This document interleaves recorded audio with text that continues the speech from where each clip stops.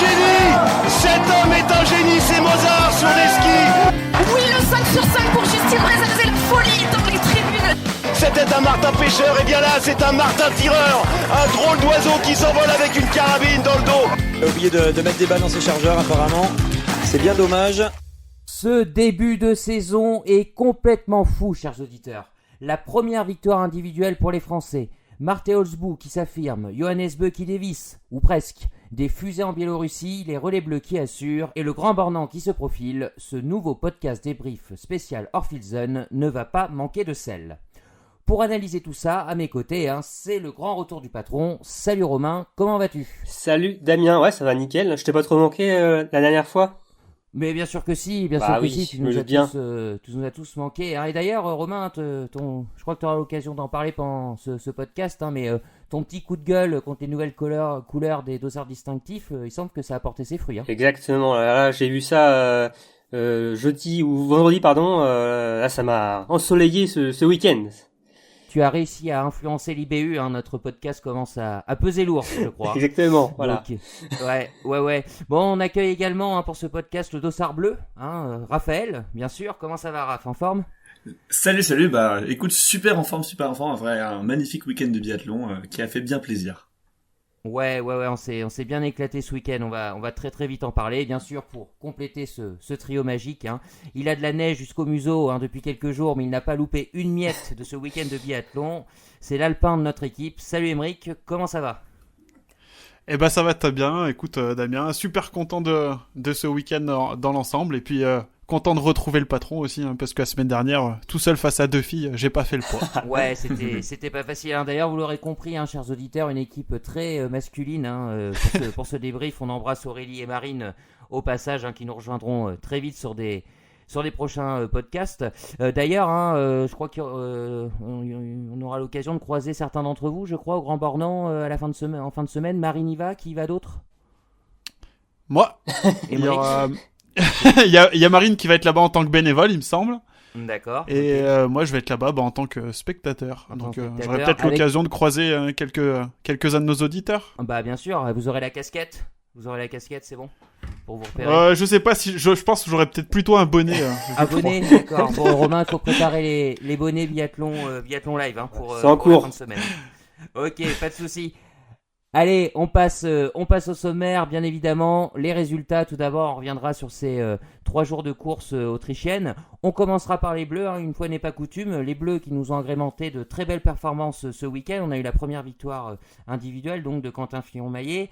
Et puis, bien sûr, d'autres thématiques. On parlera des filles également, avec un début de semaine, un début de course un peu plus sympa que le dimanche sur la poursuite, on en reparlera.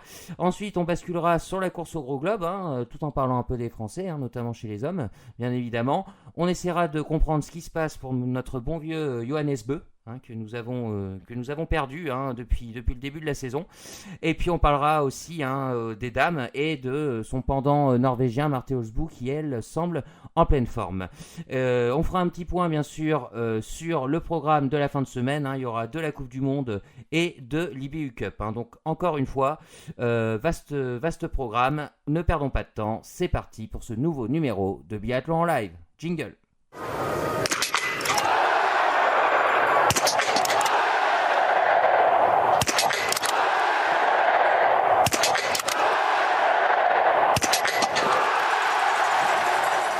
Ok, alors donc on commence avec les résultats. Émeric, c'est à toi. Alors, on a commencé cette étape autrichienne par un sprint homme avec la victoire, non pas sans un brin de surprise, mais l'Allemand Johannes Kuhn qui s'est imposé donc avec un 9 sur 10 et un sacré temps de ski, devant Martin Ponsiluoma et Anton Smolski. Côté français, ça s'est plutôt bien passé puisqu'on a eu Emilien et Quentin qui terminent 6e et 7e. Ensuite, on a eu le sprint dame avec la victoire écrasante d'Anna Sola avec pas loin de 47 secondes d'avance sur une tricolore, Justine Breza. 3e place, on a eu Marthe Holzbou, Reuseland à 50 secondes.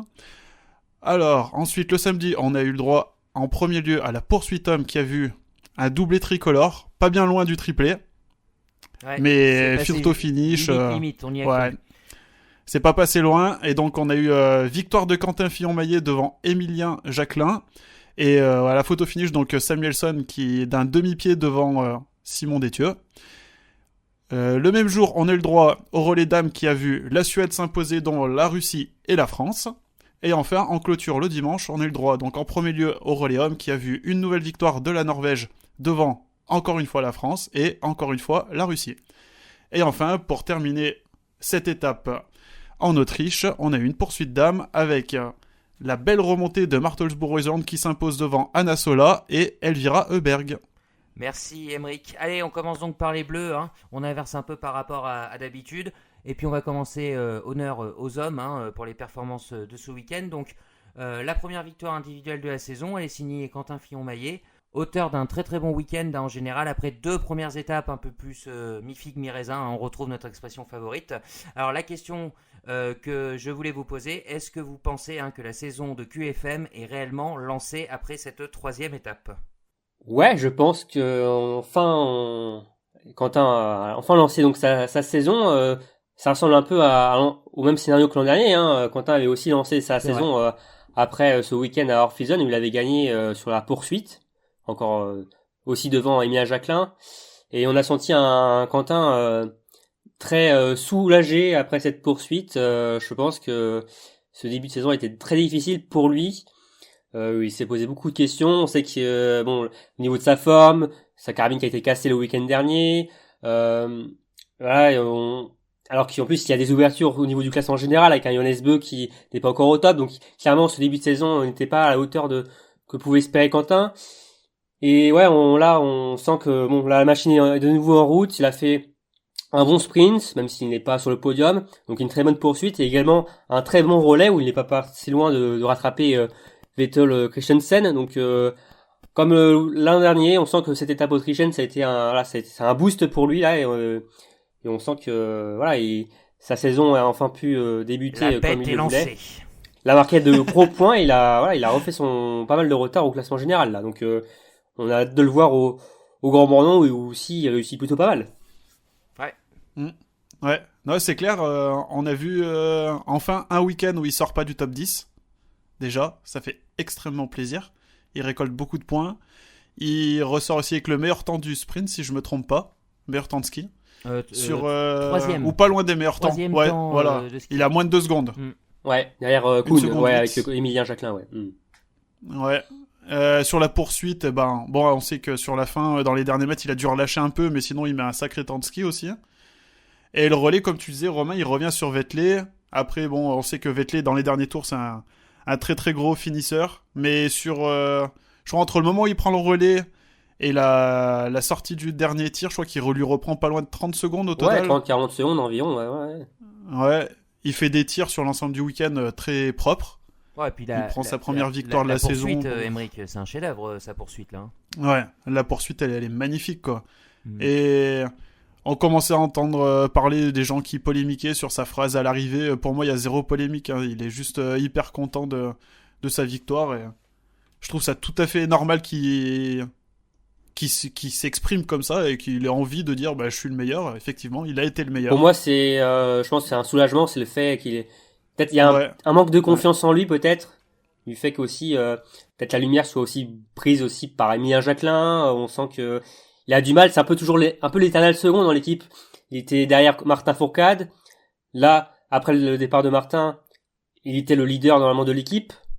Alors certes, il a fini devant Émilien Jacquelin au général la saison passée, mais finalement, ce qu'on a retenu, c'est le titre mondial de son coéquipier sur la poursuite. Donc je pense qu'il a besoin de confiance et c'est ouais, et puis il y a une frustration comme tu dis qui évacue et puis rappelons-le on était à huis clos aussi.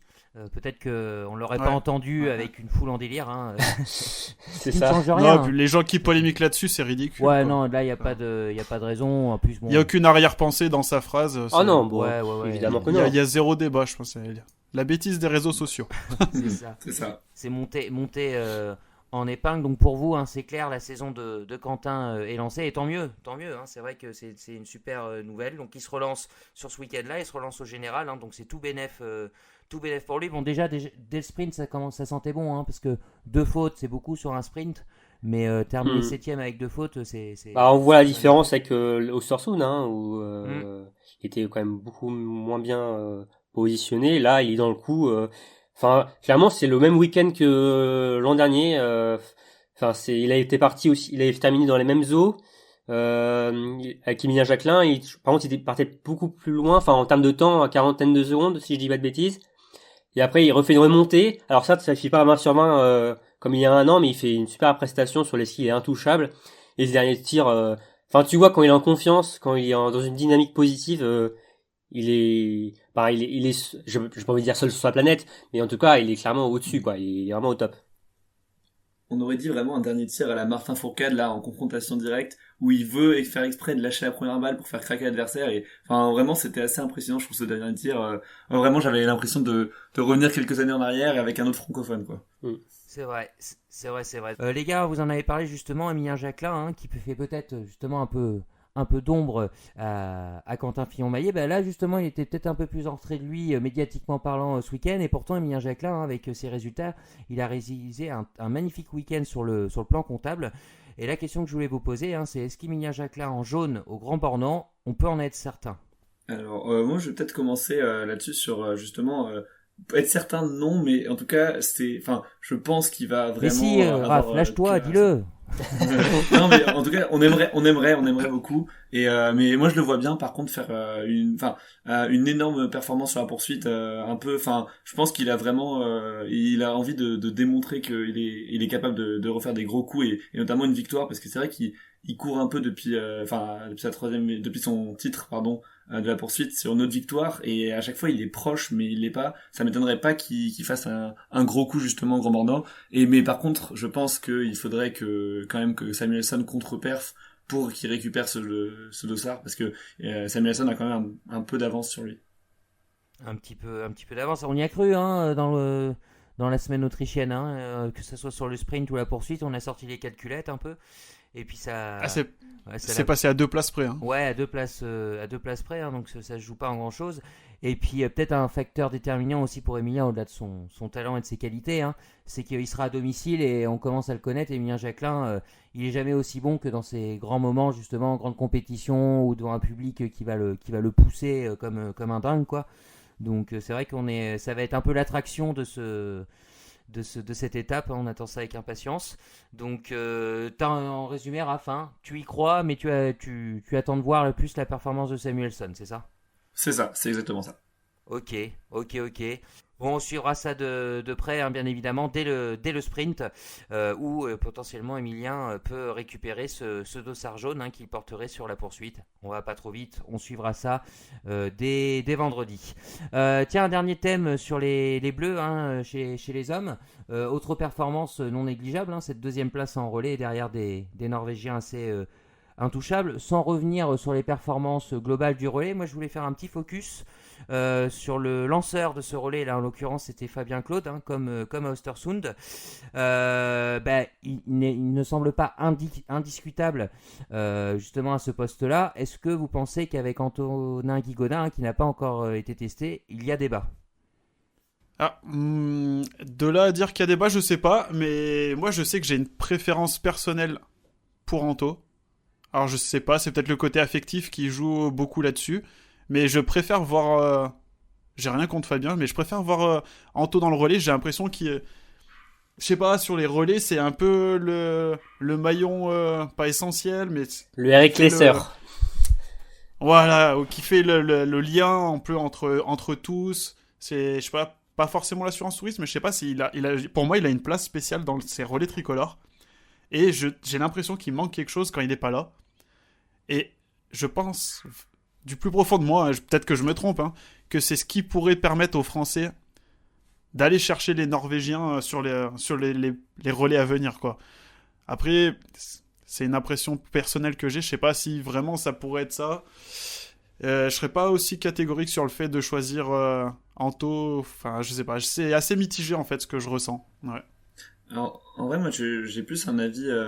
moi, je suis d'accord sur le fait que Antonin Guigodin est, pour moi, meilleur premier relayeur que Fabien, mais en fait, plus pour ce côté où plus sécurité sur le tir. En fait, Fabien est très bon sur les skis, mais sur les tirs, on voit que c'est un peu variable et qu'il fait un peu plus d'erreurs que Antonin, surtout en relais. Enfin, et donc du coup, je sais pas, moi je trouve c'est plus, enfin, pour un premier tour, en fait, la vitesse à ski n'a pas autant d'importance que pour les autres relais parce que c'est un départ mass start et donc forcément tout le monde peut se suivre et Ah, on peut voir quand on l'a vu Lesser, avec la il est grid, pas hein, très rapide. notamment.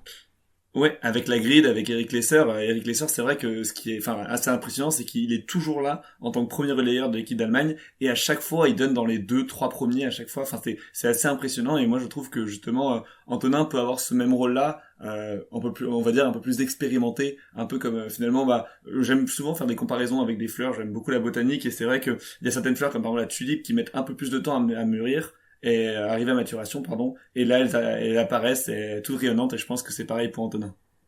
Anto la tulipe, on le retiendra celui-ci. Les gars, là, vous pensez quand même pas que ça sent le cramé pour Anto Guigona parce que il est pas sur le premier. On sait que la quatrième place, c'est certainement celle qui sera disputée. Les 3 autres semblent plus ou moins acquises. Il n'est pas aligné sur le premier relais, bon, très bien. Il n'est pas aligné sur le deuxième, alors qu'il fait une meilleure poursuite que Fabien Claude la veille. Est-ce que pour les entraîneurs de l'équipe de France, ça ne veut pas dire c'est cette équipe-là, et vraiment s'il y a un problème, on verra plus tard, mais je sais pas ce que vous en pensez. Pour moi, je pense que ouais, les coachs pour le moment comptent sur les 4 qu'on a vus depuis le début de l'hiver, mais après pour moi la porte n'est pas du tout fermée pour Antonin. Hein. Les jeux c'est en février, la route est encore longue, il y a encore pas mal de relais. Les résultats d'Antonin et Fabien sont quand même assez ressemblants depuis le début de la saison. Hein. Peut-être Fabien est quand même mieux placé après un bon début d'hiver, enfin les premières étapes. Mais ensuite, c'est quand même, ça reste, ils se croisent un peu sur les sprints et poursuites. Pour moi, non, les jeux sont pas faits. Après, c'est sûr que Antonin, on peut penser que c'est peut-être plus l'assurance tout risque par rapport à un Fabien qui est peut-être plus fragile sur les tirs. Mais c'est clair que si Fabien nous pète le 10 sur 10, après derrière c'est un sacré coup. Hein. C'est ça aussi qu'il faut voir. C'est sûr que le relais serait une épreuve à 4 tirs par relayeur. On verrait les choses différemment. Là, sur 2 tirs, c'est vrai que Fabien est peut-être un petit peu... Oui, et en plus, il y a des pioches. Donc, clairement, ça aide Fabien, mais aussi les coachs à le mettre aussi. Il y a moins de risques, entre guillemets. Hein. C'est pas risqué de mettre Fabien Claude. Il a quand même énormément progressé ces 2 dernières saisons. Mais forcément, étant donné qu'il y a des pioches... ça laisse un peu de marge à Fabien et après ça fait pencher la balance un peu plus exactement et même voilà de toute façon Fabien mérite sa place, mais après c'est sûr que si on veut battre les Norvégiens il va falloir tout aligner et pour le moment ce n'est pas le cas encore donc voilà c'est il reste 2 courses pour faire des réglages encore hein. De relais. Ouais, mais c'est pas beaucoup, hein. C'est déjà la moitié des courses de relais qui sont passées justement. Hein. Donc c'est vrai que. T'en fais 2 avec Fabien, 2 avec Anto, tu vois ce que ça donne. Ouais, on vérifiera. Il n'y a pas de relais, hein. C'est ça au Grand Bordon. Il faudra attendre l'année prochaine maintenant pour. C'est ça, exactement. Pour en voir un. Après, il y a une logique de classement aussi. Hein. C'est les 4 premiers au général. Oui, il y a les relais, mais il y a aussi les courses individuelles. Les Jeux Olympiques c'est très proche, mais il y a encore pas mal de courses entre, donc ça a le temps de changer, donc. Voilà, il n'y a pas de... Ok. Rien n'est fait pour moi. On suivra ça sur ce suspense du lanceur du relais, bien sûr, avec l'aboutissement aux Jeux Olympiques. Avant de refermer la page homme chez les Bleus, Aymeric, un petit mot sur ton petit chouchou, Rico. Eric. Oui. Eric Perrault, Rico comme on le surnomme chez nous. Ouais. 45e sur le sprint, il fait une place de mieux que le week-end dernier à Östersund. Et sur la poursuite, bingo, ça magnifique. Match. Voilà, il gagne 9 places, il rentre dans les points, 5 points, c'est 5 premiers en Coupe du Monde. Donc magnifique. Et en plus, il aurait pu faire encore mieux parce qu'il fait une faute sur le dernier debout, il me semble. Donc il aurait pu grappiller encore peut-être quelques places. Très bon week-end. Il est loin d'être ridicule. Enfin, il est loin d'être ridicule. Place, ouais. Niveau des temps de ski, il tourne autour de la 30e place à chaque fois. Ça va être, je pense, que ça va être un grand moment pour lui de courir la semaine prochaine au Grand Bornand. Ouais, c'est incroyable. Hein. Il n'a que 20 ans. Hein. Ouais. Il a que 20 ans. En plus, il est savoyard, donc là, on va courir en Savoie. Ça va être comme s'il courait à domicile, quoi. Vraiment, hein, ça va être quelque chose. Bon, on suivra ça de près. Allez. On passe aux dames. Donc justement, on avait plutôt le sourire après les 2 premières courses autrichiennes, notamment grâce à Justine Brézaboucher, qui a fait une super performance sur le sprint. Et puis il y a eu cette troisième place en relais. Et puis patatras, hein, malheureusement. La poursuite de dimanche nous a un peu replongé dans nos débriefs les plus sombres. Hein. J'exagère légèrement le trait, bien sûr, vous aurez compris. La question que je voulais vous poser justement, c'est au sujet de Justine. Est-ce que vous retenez plus sa perf en sprint ou alors un peu la débandade sur la poursuite avec 7 fautes, hein, il me semble, sur les 20 tirs. Je crois que tout le monde veut un peu participer. Allez-y, je vous écoute. Moi, ça sera sa perf au sprint, quand même, le podium. Ouais. Ok. Pourquoi ? Pourquoi ? Parce que ça faisait longtemps qu'on n'avait pas vu Justine sur le podium. Ouais, c'est vrai. Ça faisait c'est vrai. 46 courses, je crois, si je dis pas de bêtises. Ouais. Alors certes, c'est pas la course parfaite, elle a commis 2 fautes, mais clairement sur les skis, ce début de saison, elle impressionne. Elle a vraiment un niveau. Je sais pas si elle a déjà eu un tel niveau que ça. Elle a toujours été très bonne fondeuse, mais là, Elle est incroyable. ouais, elle est quand même incroyable. Clairement. Elle relaie quand même. Elle a son top niveau, elle a jamais Ouais, été ouais, aussi, clairement. Et... statistiquement parlant. Et non, et on la sentait, en tout cas, déjà vendredi, même sur le relais, on la sent beaucoup plus sereine, plutôt détendue.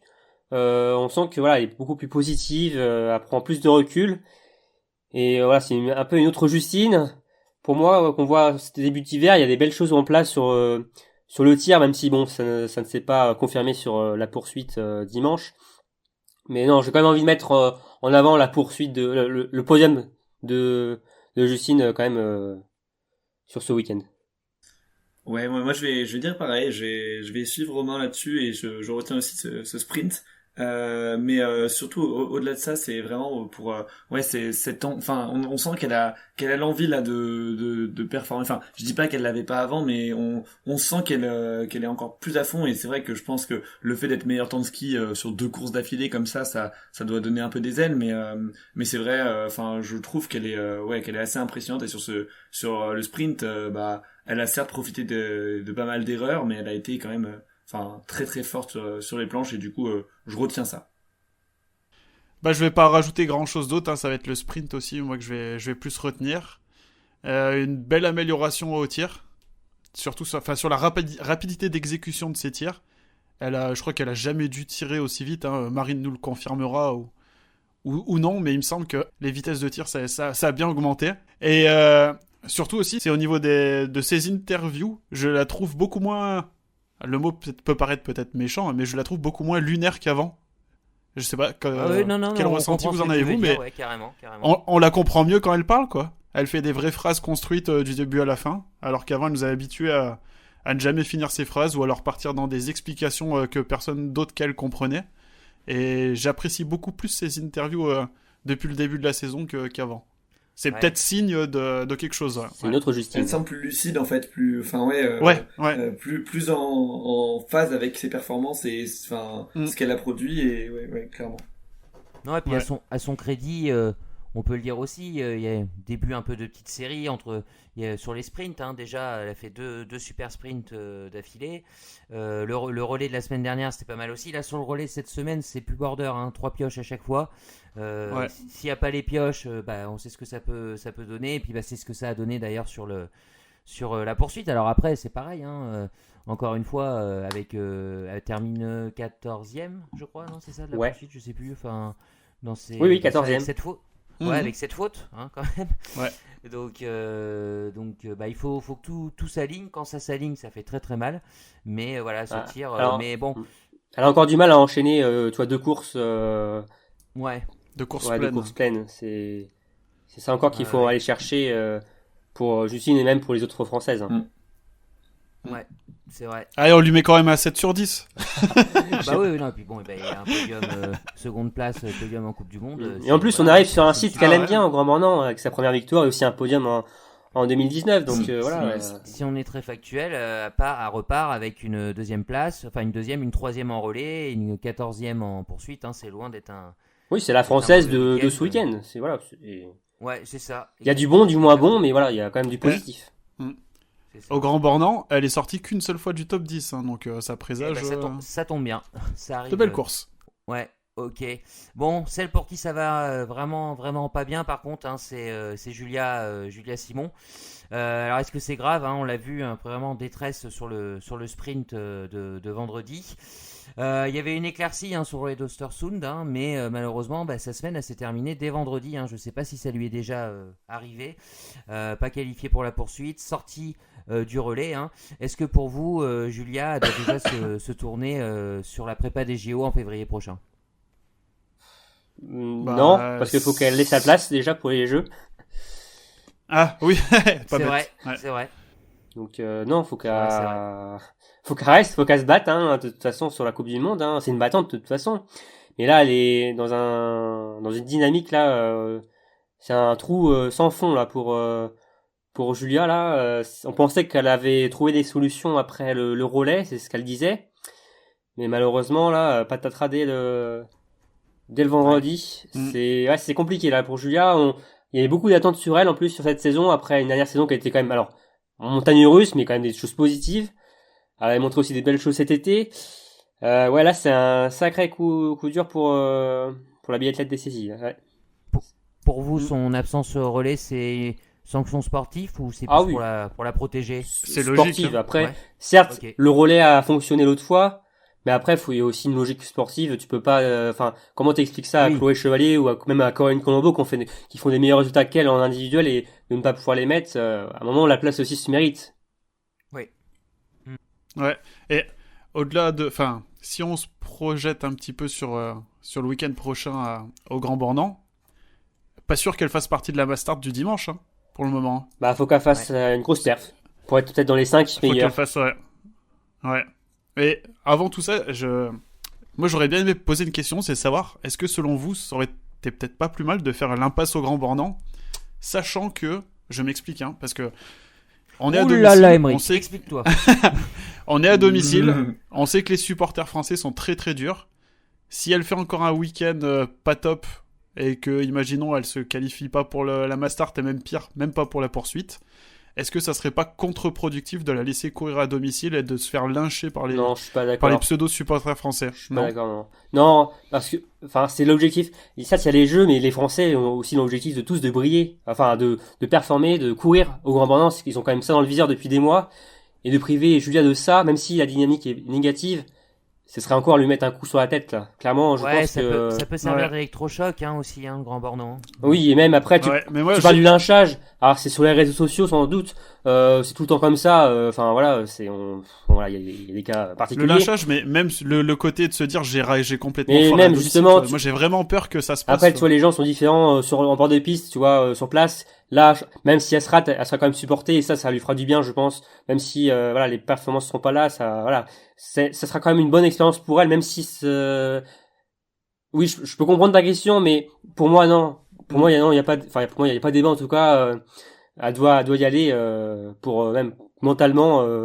Ça serait un gros échec pour elle de terminer l'année déjà sans passer par le Grand Bornand. Ouais, Ouais. c'est ça. Moi, c'est surtout pour le côté justement, il y a une pause après, et en fait, là, c'est la dernière, enfin, c'est la dernière étape avant 2022, et donc avant la pause de Noël. Et je pense que enfin, si elle passe les fêtes de Noël avec, sans courir, avec ses résultats qu'elle a actuellement, justement, au point de vue mental, ça peut faire encore plus mal parce que elle part au fond du trou. Là, elle a encore une occasion de se racheter, on va dire. Ouais, Ouais. c'est une année Et olympique. du coup, est-ce que vous la voyez se qualifier quand même pour la Mastart ou pas du tout? Je la vois pas se qualifier via le général. Ouais. Je la vois plus se qualifier sur une perf, sur une des deux courses. Ils prennent les 5 meilleures perfs, hein, je crois. C'est Ouais. ça 25 ça. meilleurs Le du top général 25 plus et les 5 5 meilleurs du week-end. Ouais, moi je miserais Parce que plus là-dessus, sachant que ça sera forcément sur le. Enfin, ouais, faut pas qu'elle se loupe au sprint, quoi. Parce que. C'est Ah ça. bah, C'est clairement, surtout elle ça, est... ouais. cela, elle est à 60 points tout pile de la 25e place du général, hein. Juste une victoire, en fait. Ouais, facile. Ouais. Ouais. Ah, une victoire, mais il faut que toutes les 25 Oui, de c'est devant, vrai. elles prennent pas trop de points, quoi. C'est pour ça que, enfin, mathématiquement, je miserais plus sur une perf en sprint ou une remontada poursuite, quoi. Mais c'est compliqué. Après, l'impasse, là, Sachant que- vu quand même son statut en équipe de France, c'est au Grand Bornand, et on est à 1 mois et demi des Jeux Olympiques où elle n'est pas encore sûre d'y aller. Je vois pas comment elle peut pas y aller, quoi. Après, ça, là où je suis d'accord avec toi, Emric, ça veut pas dire que ça se passera bien. Oui, ouais, ça c'est peut. clair. Mais le problème, c'est que il faut quand même, faut Moi, j'ai tenter, peur de parce ça. que si tu tentes pas, il reste quoi? Il reste avant les JO, il y a quoi? Il y a 3 étapes. après, Trois en janvier étapes. Trois Trois étapes, étapes. ouais, non, c'est chaud. Non, là, pour moi, il faut y aller, quoi. Hein. Mais bon, après, seuls les entraîneurs et elles le savent. Hein, donc, Et puis de Ouais. toute façon, comme dirait quelqu'un, qui ose gagne. Enfin, si tu n'oses pas, tu gagnes pas. Quoi. ouais. C'est vrai, c'est Ouais. vrai. On va parler de nos bleus, les autres bleus. Anaïs Chevalier-Boucher, Raph, tu veux nous dire un petit mot, hein Ouais, alors c'est vrai elle a eu un week-end assez en deux temps, on va dire, avec c'est vrai une énorme contre-performance sur le sprint où elle termine 60e, elle se qualifie tout juste pour la poursuite. Donc elle a fait un 5 sur 20 avec notamment 3 fautes sur le tir debout. Enfin c'est vrai qu'elle nous avait pas habitués un 5 sur 10. à ça. 5 sur 10 pardon. Ouais. Enfin, et du coup non, c'est vrai que enfin elle s'est bien rachetée sur le relais où elle fait un superbe temps et elle fait qu'une seule pioche il me semble et elle termine finalement 22e lors de la poursuite, donc c'est sûr qu'elle a bien rattrapé son week-end, mais comme elle se disait elle-même, elle s'est tiré une balle dans le pied avec le sprint et j'espère que ça lui servira en fait, enfin mieux vaut que ça arrive maintenant que pendant les Jeux Olympiques quoi. Ah bah, clairement, il n'y a pas d'alerte. On en parlait dans le précédent podcast. Hein, on demandait si elle était une concurrente crédible pour le général. On était tous à peu près d'accord pour dire oui. Donc forcément, c'est pas une contre-performance, sachant que vous connaissez les chers auditeurs. Hein, sprint poursuite. Hein, quand on soupe sur le sprint, c'est compliqué. Donc elle a fait Ouais. un relais plus que correct. Donc il y a Elle pas. a déjà grillé deux jokers pour le général. Hein. Ouais, c'est ça. ouais. Après, il y a Donc pas. plus le droit à l'erreur. Il y a pas péril dans la demeure, je dirais. Voilà. Non. C'est ça. On l'attend avec impatience aussi au Grand Bornand. Aymeric, un petit mot sur Anaïs Bescon après sa belle deuxième semaine suédoise. Oui, donc ça a plutôt bien commencé avec une 14e place à 9 sur 10 Ouais. sur le sprint. Un peu plus en retrait par contre qu'à Östersund sur les skis. 19e temps à ski à 50 secondes de Justine. Elle a marqué un petit peu le pas. Et sur la poursuite, elle perd quelques places. Elle termine Elle en perd une, 23e. Ouais. Non, pardon, elle en Ouais. perd 8. Ouais. 8 ou 9. Ouais, 23e avec cette fois-ci le tir aussi qui a un petit peu été défaillant à 15 sur 20. Ouais. Et sur le relais, donc première relayeuse, elle fait un 0 plus 3, elle passe le relais en 5e position à peu près 40 secondes je crois. Elle laisse la France en jeu pour pouvoir jouer devant, donc pas de grosse perf, mais pas de contre-performance pour Nanas ce week-end. Ok. Et donc la quatrième membre de l'équipe de ce relais, Romain, hein, Chloé Chevalier. Ouais, Chloé qui a connu des complications sur le relais. Enfin, en tout cas, qui s'est compliqué Qui a la... buzzé.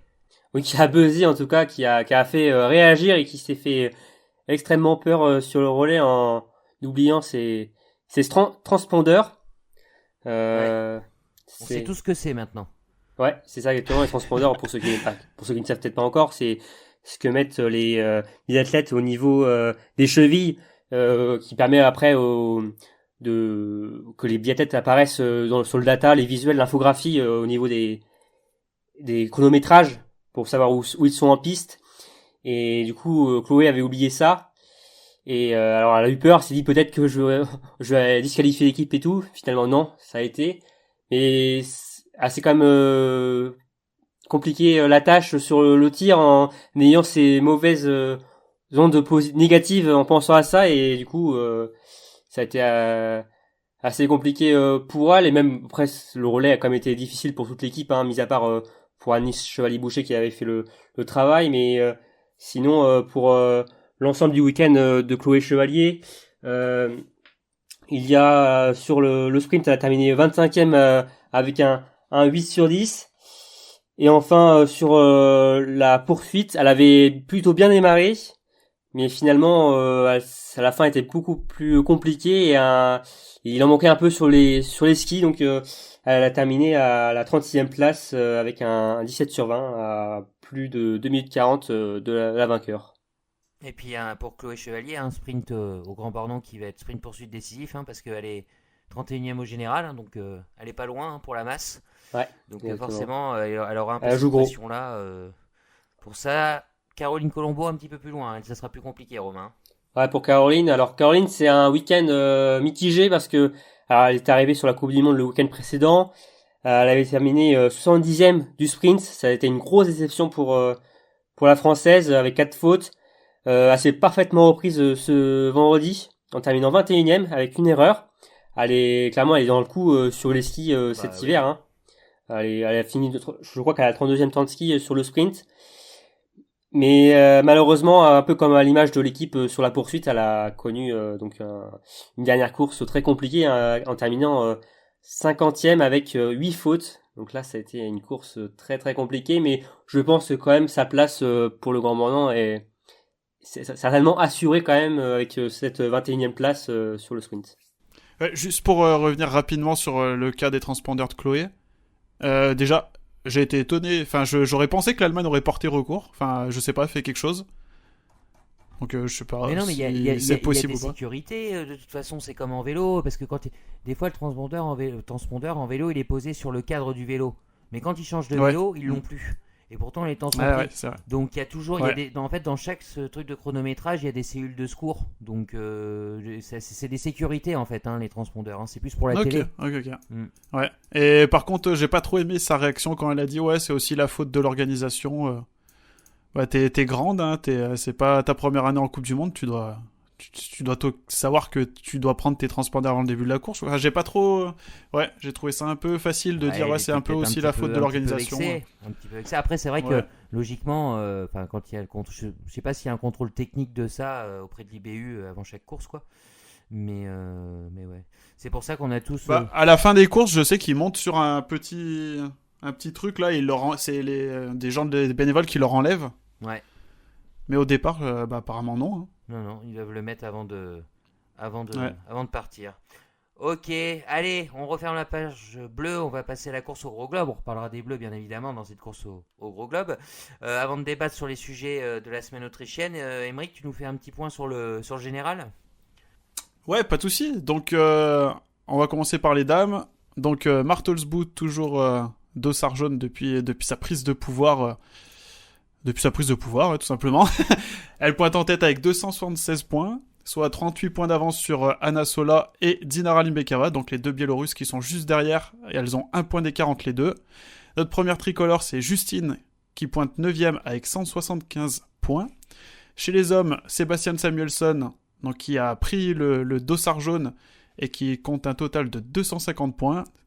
Il a 7 points d'avance sur un tricolore qui est Emilien Jacquelin. Et Christiansen, donc, qui était dossard jaune à l'arrivée en Autriche, a reculé à la 3ème place avec 225 points. Et à savoir que Quentin pointe en 4ème position avec 212 points. Ok, merci Aymeric. Allez, avant de débattre, on ne l'avait pas fait pour les dames, hein, mais ça vaut aussi pour elles. Votre course du week-end, Romain. Pour moi, c'est le sprint homme. Parce que c'est quand même été une course assez surprenante avec des outsiders qui ont profité des erreurs des favoris et avec un podium assez quand même surprenant. On en parlera très très vite. Raph.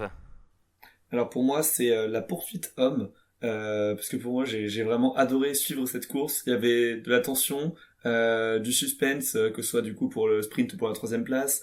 Il y avait des Français au rendez-vous, il y avait une maîtrise sur le pas de tir, sur les skis. Enfin non, pour moi il y avait tout pour faire une belle course. Tout était réuni. Aymeric ? Eh ben moi je vais choisir le relais homme. Et pour une raison assez étonnante, c'est pour la magnifique attaque de Edouard Latipov dans le dernier tour pour aller chipper la 3ème place à l'Allemagne de Philippe Navrat. Et j'ai trouvé cette attaque assez fourcadesque. Ok, bon, on a retenu que des courses hommes, hein, du coup. Hein. On avait oublié un peu ces dames. Allez, y a Marine qui me glisse dans l'oreillette que bien sûr la plus belle course de cette semaine, c'est bien sûr le sprint. Donc je le dis pour elle. Le sprint dame. Le sprint dame, oui, bien sûr. Cela va de soi. Allez, on passe donc à la course au Gros Globe. On va débuter par ces messieurs. Samuelsson toujours en jaune. Emilien en embuscade. Emilien Jacquelin. On en a parlé tout à l'heure. Christiansen toujours bien placé, mais surtout Johannes Bö qui semble larguer en individuel pour l'instant. Que se passe-t-il pour le triple tenant du titre ? Tiens, d'ailleurs, avant de débattre, Aymeric, tu as quelques stats assez intéressantes au sujet du Norvégien. Ouais, même fort impressionnante. Il faut savoir que c'est la première fois que Johannes est hors du top 20 depuis presque 1400 jours. 1397 exactement. Soit 3 ans, 9 mois et 26 jours. Est-ce que vous savez depuis quand, du coup? Quelle course? Les Jeux Olympiques, il me semble, non? Le sprint? C'est ça, depuis la poursuite des Jeux Olympiques, ouais. Ok, donc ça Ouais. fait quasiment 4 ans, quoi. Ouais, c'est là. Et donc c'était le 4 mars 2017 à Pyeongchang. Et sans compter, bien sûr, les impasses qu'il a fait là, il y a 2 ans pour la naissance de Gustave, hein, parce que bon, là il était carrément pas au départ des courses. Oui, ça on va pas lui en tenir rigueur. Ouais. Et c'est la première fois qu'il fait le combiné sprint poursuite hors du top 15 en Coupe du Monde depuis la saison 2014-2015 où il avait fini à Antols 31e puis 22e. Le biathlon Donc, ça n'était fait pas quand encore même, diffusé sur la chaîne L'équipe à l'époque. Ouais. C'est que pour la Coupe du Monde. Après, si on prend tout confondu, du coup, c'est les JO où il fait 31 et 21. Mais en Coupe du Monde, c'est la première fois, du coup, depuis 1743 jours. 4 ans, 9 mois et 7 jours. C'est Ouais. juste incroyable, quoi. Ouais, c'est vrai que du coup, moi, en fait, j'ai l'impression que je dirais pas qu'il bluffe parce que je n'irai pas sur ce terrain-là, mais moi, je suis plus sur le côté il Attention, expérimente. nous n'avons pas nous sommes à environ une grosse demi-heure de podcast. Le mot bluff n'a pas été utilisé une seule fois. Hein, On a commencé par les bleus, c'est pour ça aussi. C'est ça, Vas-y. c'est ça. Non, du coup, ce que je disais, c'est que finalement, j'ai pas l'impression qu'il bluffe, mais qu'il est plus sur il essaye différentes stratégies entre guillemets. Enfin, pour moi, c'est quelque chose de très posé. Il avait pas l'air non plus de salarié dans ça, il était pas très content de ses performances, mais on voit que là, il a vraiment réaccéléré sur les skis, qu'il ait fait partie des meilleurs temps de ski sur les 3 courses les 2 courses auxquelles il a participé, pardon. Et non, c'est vrai que pour moi, c'est ce qui est vraiment plus notable, il est beaucoup moins fiable au tir qu'il a pu l'être sur les premières étapes, parce que sur les premières étapes, il était quand même, il dégageait une certaine forme de sérénité que là il n'avait pas sur le pas de tir. Et donc pour moi j'ai pas l'impression qu'il soit largué, c'est plus le côté qui l'expérimente, on va dire, différents types de courses pour être au mieux préparé pour les Jeux Olympiques, je pense. Tiens, j'ai encore une dernière stat que Romain m'avait demandé de chercher aussi. C'est son plus faible total de points après 6 courses depuis la saison 2015-2016, où il avait alors que 130 points. C'est pas anodin, hein, Romain, tout ça. Ouais. Ces chiffres. Et après, pour moi, ce week-end à Orpheson, c'est un peu un week-end trompe-l'œil pour moi. Parce que... Non, alors, Trompe-l'œil, est-ce que c'est pas un synonyme de bluff? Non. C'est ce que j'allais dire. Non, justement, non, parce que je trouve que, certes, il fait son plus mauvais week-end, mais il a quand même plus à son affaire sur les skis. On sent qu'il monte en puissance. Sur le sprint, il a le 10e temps de ski à 24 secondes. Si vous vous en souvenez, le sprint, deuxième sprint de Storsund, il était à 43 secondes. Et sur la poursuite, il a le meilleur temps. Alors certes, faut prendre des pincettes sur les temps de poursuite parce que ça dépend les événements, ce qui se passe, où sont placés les athlètes dans la course, tout ça. Quentin Fillon-Maillet qui relâche dans les derniers tours, tout ça. Mais ça veut quand même dire quelque chose. Et on voit quand même aussi et sur le relais aussi, il fait justement, un bon temps, sur le relais, clairement, il est aussi à son affaire. Relais. Et en fait, pour moi, c'est juste que sur le tir, ça n'a pas passé cette fois-ci. Et étant donné qu'il n'est pas encore au top, forcément, l'addition est encore plus salée qu'il y a quelques jours en Suède. Mais pour moi, il monte en puissance. Et pour moi, il n'est pas en exercice, en train de tester des choses par rapport au jeu. C'est juste, pour moi, le début de saison je vais pas dire raté, mais en tout cas, il pensait pas il quand n'est même. pas celui qu'il attendait. Voilà, exactement. Je pense qu'il ne voulait pas être à 100% ce début de saison et monter en régime. Mais je pense que il pensait pas être autant derrière, avec autant de retard. C'était pas calculé, je pense. Et clairement, ça se voit. Là, c'est une tactique dangereuse où il peut potentiellement perdre le gros globe. Quoi, ah oui. Parce que après, c'est aussi compliqué de miser que sur les jeux. Enfin, c'est risqué. T'as 4 courses individuelles sur les jeux. T'as tout le monde qui te dit qui joue les jeux. À un moment donné, il y aura pas de place pour tout le monde. Hein, je suis désolé. Hein. Donc même si Johannes Beu, ça reste le numéro 1 mondial, le patron de la discipline actuellement. Même Est-ce que sa place aux Jeux Olympiques est menacée? Non, je déconne. Je ne pense pas encore. On va peut-être encore attendre un peu pour dire ça, mais non. Pour moi, non, le début de saison ne répond pas aux attentes du Norvégien, mais il va progressivement monter en régime. Mais par contre, je l'attendais déjà à Orphilson sur ce week-end. Bon, ça s'est pas très bien passé, mais on sent quand même une montée en puissance.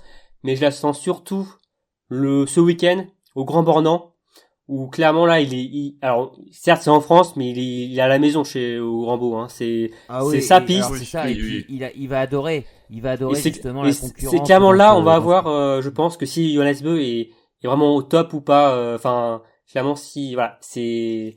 J'ai pas envie de dire du bluff. Voir s'il bluffe je ou pas. je lève ma tête. Mais voilà, ça va être le gros test pour Johannes Beu là sur le table du Grand Bornand. On sait qu'il est souvent intouchable.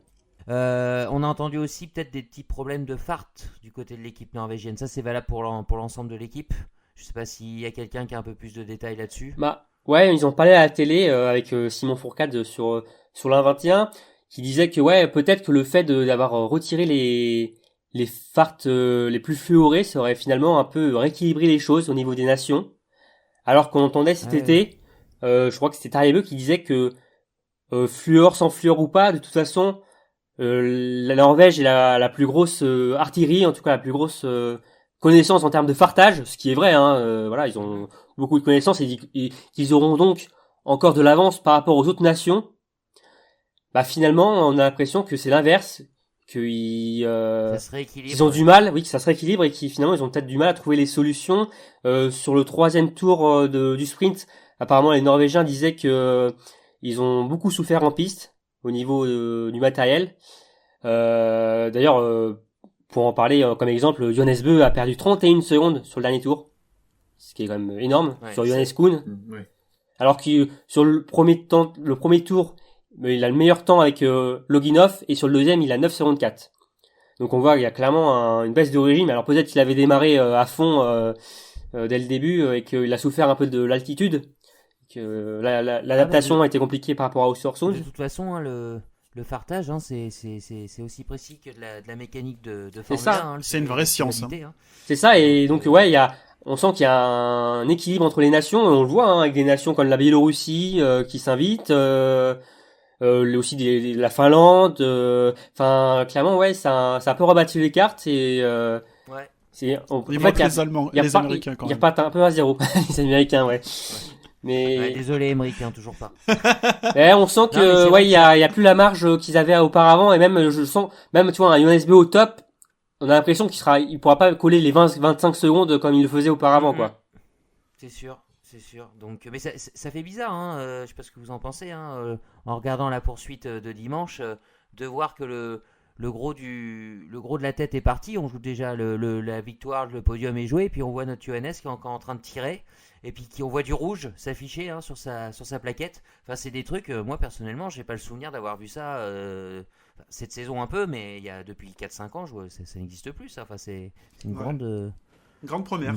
Ouais, une grande première, ouais. Donc on verra bien, mais c'est sûr que par exemple pour le général, il y aura laissé quelques plumes.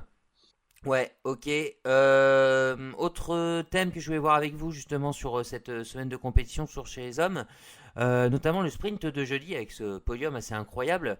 Donc victoire de Johannes Kuhn, la deuxième place de Pontsijuma, c'est peut-être ce qu'il y a de moins surprenant. La troisième place du Bélarus Smolski. Est-ce que pour vous, alors le sprint en plus, hein, c'est un peu la valeur sûre, quoi. Il y a pas trop de surprises d'habitude sur les sprints. Il n'y a pas de remontada. Enfin, c'est voilà, 2 tirs, faut être rapide sur les skis. Est-ce que pour vous, cette course, c'est la preuve, hein, alors ça c'est aussi valable chez les hommes que chez les dames, hein, que ce début de saison, en fait, il est totalement fou en termes de résultats?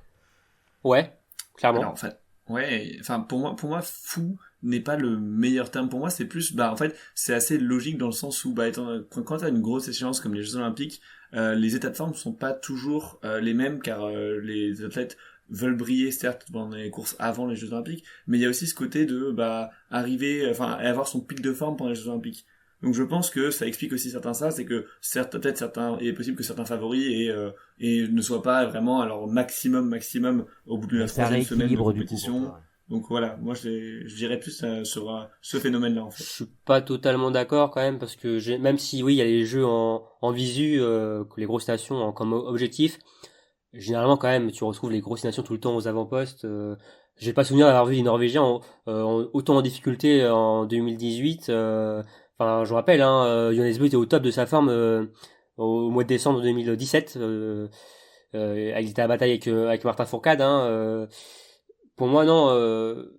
L'excuse des jeux, pour moi, c'est un peu une fausse excuse, je trouve. C'est certes, oui, ils visent les jeux, mais généralement quand même les athlètes, les meilleurs athlètes sont quand même au top dès le début. Enfin, je crois que c'est Vincent Defrane qui le disait en plateau. Les meilleurs sont déjà là dès le départ, et c'est pour ça aussi qui me dit que c'est pas du bluff du côté de la Norvège, que ce soit chez les dames ou chez les filles, chez les dames ou chez les hommes, pardon. Qu'ils soient autant en reculons comparé à l'an dernier, je trouve qu'il y a une sacrée différence. Et je pense que ça peut aussi venir du coup comme on parlait il y a quelques minutes, du côté technique. Et pour moi, non, c'est la Kun Mania. Voilà, c'est ça exactement. Je sais pas, on a quand même un podium du général actuellement, Samuelsson, Jacquelin, Christiansen, quoi. Enfin, je veux dire, je pense pas qu'il y a grand monde qui avait misé sur ça au bout de 3 étapes. C'est pas des inconnus, au contraire, c'est pas. Mais voilà, Samuelsson et Christiansen, j'ai entendu chez quelqu'un quand même. Ouais, chez deux, trois personnes. Hein. Ouais, non, mais voilà. Mais un peut l'être, mais là c'est le voilà. En plus, comme je disais dans le développement pour la question que je vous ai posée. Sur un sprint, quoi. Le sprint, c'est quand même assez spécialisé, quoi. On n'a pas que sur des poursuites, des individuels surtout, ou même des mass start, on peut avoir des retournements de situation, mais le sprint, d'habitude, vous prenez les top 10 du sprint depuis 2 ans ou 3 ans, je pense qu'on va retrouver souvent les mêmes noms, quoi. Là, un podium comme ça, c'est assez inattendu, quoi. Donc, je trouve qu'on a vraiment une saison, mais tant mieux, et puis tant mieux pour l'intérêt. Tant mieux pour le spectacle. Ah ben, tout est serré, clairement, on peut gagner... Le jaune, il était sur les épaules de Christiansen en début de semaine, ouais, donc voilà. Et Samuelsson qui le reprend. Ouais, il l'a récupéré, exact. Il l'avait déjà en début de saison, donc un suspense total. Chez les hommes, chez les dames, peut-être un début de piste qui se dégage. On va en parler très très vite, justement, parce qu'on va passer aux dames. Donc troisième du sprint, vainqueur de la poursuite. Marthe Olsbu semble avoir creusé un premier écart au général de la Coupe du Monde. Est-ce que pour vous, elle est lancée vers son premier gros globe ? Grand oui. Honnêtement, oui, franchement. Non, mais après, un truc qui est assez impressionnant, je trouve, c'est sa régularité qu'elle a. Quand on regarde un peu ses résultats, à sa pire place, c'est au second sprint d'Ottersund où elle termine 12e, elle fait 10e l'individuel, et sinon elle est que première, 3e ou 4e. Donc non, elle a pas grillé de joker, et elle a déjà de l'avance. Non, pour moi, elle semble très très bien partie, et il me semble que pour la plupart des membres de Biathlon Live, on l'avait mise en grande favorite, et elle semble respecter cette logique. C'est bien, elle nous a écoutés. Non, elle est hyper régulière depuis le début de la saison. C'est un peu la clé, ouais, pour le gros globe, justement. Alors non, Raphaël, tout le monde n'avait pas cité Olsbu, moi j'avais cité Ekoff. Autant te dire que voilà, Pardon, c'est vrai. J'ai perdu ma mise, je pense que là c'est foutu. Il y a eu, sur le sprint, Ekoff, quand même. Il y a eu un petit mieux là. Un petit sursaut, ouais. Oui. Ouais. Je tiens donc du coup à présenter toutes mes excuses à l'ensemble du clan norvégien. Oula. Thierry Lecoff ne bluffe pas. Non, hormis la rigolade, j'étais intimement persuadé qu'elle bluffait et qu'elle n'y allait vraiment pas à fond. Et de par les explications d'Aurélie et ce que j'ai vu encore ce week-end, je me suis bel et bien planté. J'ai enfin ouvert les yeux, si on peut dire. Et non, c'est pas possible. A été violent. Oui, le réveil a été violent. C'est pas possible qu'elle puisse buffer autant. Puis on voit que cette semaine, c'est quand même revenu, mais pas non plus tant que ça. Et ouais. Donc Marthe, elle de son côté, elle a pas bluffé. Ouais, non. Elle a marqué des gros points, toujours régulière, toujours aux avant-postes. Là aujourd'hui, elle était, hier plutôt. Ouais. Elle a fait une belle poursuite. Il y a une énorme craquante devant elle, faut dire. Et ouais, je pense qu'elle a pris une belle option sur ses concurrentes directes pour le gros globe. Il y a une quarantaine de points. Bon, pour l'instant c'est un peu tôt, mais c'est un premier trou qui est fait, quoi.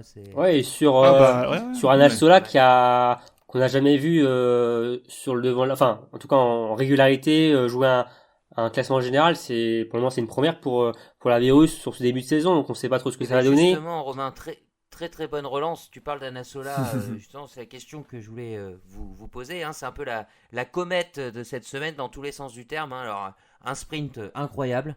Je veux dire, je sais pas si au niveau des écarts, si c'est arrivé récemment qu'il y ait autant d'écarts entre la première et la deuxième place. Donc, Il manque une stat. Anne-Sophie avait trouvé la réponse, donc ça remontait à 2007, c'est ça, Romain? Ouais, 2007. Ouais. Et sinon, j'ai regardé sur les 10 dernières saisons, c'est arrivé seulement, c'est arrivé seulement 3 fois en fait. Donc il y a une fois, Marthe, elle avait mis 33 secondes. Enfin, j'ai pris les écarts de plus de 30 secondes, c'est arrivé que 3 fois. Oui. Donc Marthe, sur le sprint d'Oberhof en 2019-2020, elle a mis 33 secondes à Denise Herrmann. Magdalena Neuner a mis 38 secondes à Daria Domracheva lors de l'hiver 2011-2012 à Oslo. Et lors de ce même hiver à Oberhof, c'était Magdalena Neuner qui avait mis 37 secondes à Daria Domracheva. Ah ouais, non, elle a été incroyable. Hein. Sa trace de neige avait disparu après son passage, tellement elle avait d'avance. Sur la poursuite, elle craque un peu sur la fin. Que ce soit au niveau du tir et sur le ski, hein. Bon, Marté a été exceptionnel aussi, hein, ouais. forcément. Mais est-ce que pour vous, alors Romain a déjà un petit peu répondu, hein, mais est-ce que c'est une semaine qui fait d'elle une candidate sérieuse au Gros Globe pour cette saison et pour les années à venir, hein, parce qu'elle a 25 ou 26 ans, elle est pas vieille, hein, Anna Sola. Alors pour moi non pour cette année. Pour les saisons à venir pourquoi pas, mais enfin pour moi c'est la candidate au Gros Globe biélorusse, c'est plus Alim Menkava qui est impressionnante de régularité, qui n'est pas sortie de top 10 depuis le début de la saison. Et n'est pas sortie de top 10 de la saison, enfin depuis le début de la saison. Moi je trouve ça assez monstrueux pour une athlète qui a explosé l'année dernière et elle confirme vraiment cette année, j'ai l'impression. Et ouais, pour moi Anna Sola est encore trop irrégulière sur le debout. On l'a vu sur la poursuite, mais même avant ça, c'est son péché mignon à la Biélorusse de temps en temps. Mais ouais, on l'a vu venir l'an dernier déjà, un petit peu aussi la saison d'avant où elle avait fait, elle n'était pas passée loin d'un podium à Ruhpolding, je crois. Et non, clairement là, la Biélorussie là, c'est très très fort. Hein. C'est chaud bouillant. Ah ouais, c'est chaud. Un peu moins sur le relais, par contre. Bah ouais, après il manquait aussi Alim Menkava, je crois, hein, déjà chez les filles. Ouais. Donc voilà, ils n'ont pas autant un aussi gros effectif qu'on peut avoir nous, mais clairement oui, quand elles sont toutes là, c'est très costaud et surtout chez les filles, chez les hommes, c'est un peu compliqué encore, mais il va falloir faire attention à eux chez les filles, mais aussi en mixte désormais, parce que c'est vrai. Ça va être une sacrée belle équipe. Avec Smolski et Lazowski. Ouais, c'est clair. Et on replace en quelque sorte un peu l'Ukraine, qui a un peu disparu de la circulation. L'Ukraine, Melissur Semerenko était pas là ce week-end. Ouais. C'est un peu... Je vais pas faire mon pauvre de base. Les performances belarusses, on y croit. On y croit jusqu'au bout. Pas de suspicion, rien du tout. Aucun soupçon. Non. Aucun soupçon. Non, il y a quand même une histoire en Biélorussie. Il y a quand même, c'est vrai. Oui. Je pense que l'histoire de People Magazine. non, mais non, je parle pas l'histoire du biathlon. Ah, tu parles pas de celle-là. Ouais, je parle de Daria Domracheva, moi surtout. Tu vois, il y a un vécu sportif déjà. Elles ont un titre à défendre, le relais féminin. Exactement. Et même s'il n'y a pas Daria Domracheva, au final, l'équipe peut être plus forte collectivement qu'il y a 4 ans. Donc, à voir. Mais Anna Sola et franchement Alim Menkava, Alim Menkava, c'est pas une surprise, mais c'est une confirmation. Et Anna Sola, c'est une belle surprise comme de l'avoir aux avant-postes sur ce début d'hiver quand même. Puis qu'est-ce que ça va vite. Et pour le relais féminin, il y a aussi Kryuko. Enfin, alors elle a changé de nom. Mais c'est plus compliqué à dire. Voilà, c'est ça. Mais du coup, c'est vrai que le relais féminin, il aura ses chances de défendre son titre. C'est ça. Ouais, ben on suivra ce relais de près justement. On parle du relais. La Suède a été impressionnante là en Autriche. Là, ça y est, là les quatre se sont alignés là. Donc on en avait parlé. On savait que si les 4 étaient en forme, ça pouvait faire très mal. La semaine d'avant, c'était la France qui a écrasé le relais. La Norvège, bon, allez, on va la mettre dans la catégorie rodage. Et puis on a le Bélarus, la Russie, l'Allemagne, qui sont en embuscade. Hein. Ça semble vraiment une discipline très ouverte, hein, le relais cette saison chez les dames. Ouais. Ouais. Bah, d'autant plus ce week-end. Ouais. D'autant plus ce week-end que le relais était placé entre le sprint et la poursuite. Ce qui est totalement ridicule, hein, comme beaucoup l'ont rappelé. Parce que tu sens que... tu sais pertinemment qu'il y en a qui vont pas jouer le coup à fond, il y en a qui font l'impasse. On a vu, il manquait Mart, il manquait Alim Bekava. Les Norvégiennes, elles ont Idalienne qui était malade. Puis même celles qui sont là, t'es pas sûr qu'elles mettent tout à 100%. Ouais, c'est ouvert, mais c'est en tronc... ouais. Alors, je sais pas vraiment si c'est on retrouve ouvert quand même à souvent 100%. les mêmes nations, de toute façon, c'est comme chez les hommes. Hein. Bah, les nations fortes restent fortes, Voilà. hein, mis à part la Norvège. Chez les hommes ou chez les dames, il y a 6-7 nations qui peuvent jouer le podium, mais au final... Ouais. Plus chez les dames quand même, je trouve. Hein. Chez les hommes, c'est peut-être un peu plus fermé quand même. Non Alors, on va dire qu'il y a, Ouais. il y a la Norvège qui est au-dessus du lot. La France et la Suède. Ouais, la France. Il y a Norvège, Suède, France. Et juste derrière, il y a Allemagne, Russie. C'est... Allemagne, Russie, Biélorussie, Ukraine un peu. Ouais, c'est... Ouais, on va dire Biélorussie, Ukraine quand ça se loupe chez les hommes, quoi. Enfin, quand devant, il y Encore a... une fois, je n'ai rien contre les Ah, mais tu parlais vainqueurs, de chez les hommes, excuse-moi. Oui, je parlais chez les hommes. Mais c'est quand même plus intéressant ce type de course. Bon, même si là les deux ont écrasé, mais avant Norvège. Là, bon, peut y avoir Norvège, un peu là, de pour le moment. France, un peu de Suède. Ouais, donc bon, au moins c'est ça. Et d'ailleurs, en parlant de Suède, hein, Romain, tu voulais laisser un petit mot sur une superbe performance dans l'équipe suédoise, une star du ski de fond qu'on commence à connaître de plus en plus. Ouais, ex-star du ski de fond qui a été championne olympique à Pyeongchang, Stina Nilsson qui est dans le monde du biathlon depuis la saison dernière et qui est donc à Orpheusden ce week-end après être passé en DB Cup la semaine précédente et qui a fait une sacrée semaine hein, puisque elle a terminé 16e du sprint avec un 8 sur 10 et elle a réalisé son meilleur résultat en carrière en Coupe du Monde le dimanche sur la poursuite en terminant 10e avec le deuxième temps de ski dans les mêmes temps que Justine Breza. Alors ça c'est pas forcément une surprise. On sent que Stina Nilsson monte étape par étape et clairement là c'est fait une place en Coupe du Monde dans le groupe suédois qui est quand même très dense de base et elle sera sans surprise normalement au Grand Bornand mais ça va être un nom à suivre quand même. C'est un nom qui est déjà intéressant à suivre au vu de son palmarès en ski de fond qui quand même les projecteurs sont quand même pas mal braqués sur elle déjà de base. Et beau week-end pour elle et on va voir si elle continue sur cette lancée au Grand Bornand. Bah oui, parce que évidemment, hein, une championne comme ça, on peut être sûr que les JO, elle les a dans un coin de la tête, hein, ça c'est clair et net.